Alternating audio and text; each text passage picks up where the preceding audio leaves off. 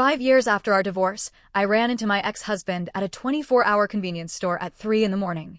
He was there to buy sanitary pads and painkillers for his wife. I was restocking the shelves. He was in such a rush that he told me he didn't even need a black bag to cover them.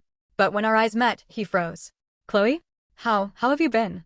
I instinctively pulled my sleeve down to hide the scars on my wrist. Without a word, I scanned the items and bagged them. He didn't leave. His voice was hoarse as he asked, do you still hate me? I shook my head. Maybe I hated him back when he used his power as the country's leading psychiatrist to lock me in a private asylum. But now? I didn't care about him at all. Your wife is waiting for you at home. You should go, I said flatly. I turned back to organizing the shelves. But Julian didn't move. Watching my practiced movements, his voice trembled. Chloe, if you need help, please call me. Take this card. The pin is your birthday. Your health is fragile. You shouldn't be doing such exhausting work. How ironic. When we divorced, Julian forced me to sign a waiver leaving me with absolutely nothing. Now, he was trying to buy his peace of mind with a credit card. Seeing that I ignored him, Julian opened his mouth to say more, but a customized ringtone cut him off. Tiffany's weak, whiny voice came through the speaker. Babe, why aren't you back yet? I miss you so much. My stomach hurts. Julian gripped his phone tightly. I'm on my way. The call ended.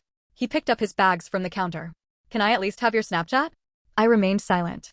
His phone started ringing again. Julian had no choice but to head for the exit. Before leaving, he slipped a business card onto the counter.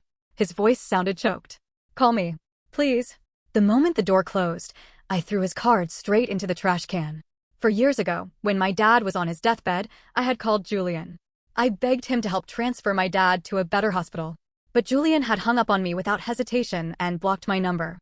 Now, my dad had been dead for 4 years. I had absolutely no reason to ever contact Julian again. After finishing my shift, I did the handover with my coworker, Mia. She sighed. That guy in the custom designer suit, was that Dr. Vance? The one who's always on the news. He didn't even care about the bag, he just rushed home. He must really love his wife. I nodded. Yeah, he did love his wife. At least during our 5 years of marriage, he had never let me shed a single tear. Seeing my cold reaction, Mia quickly changed the subject. Today is your last day, right? The boss told me you're heading abroad to study. I wish you all the best, Chloe. Thank you, I said with a smile. When I walked out of the store, the sun was just beginning to rise. I walked back to my rundown, rented apartment and carefully wiped the dust off my dad's portrait. Dad, I ran into Julian today. But don't worry. I won't let someone like him affect me ever again. I poured a glass of his favorite whiskey and set it in front of his photo. My hand shook slightly and the picture frame next to it fell to the floor.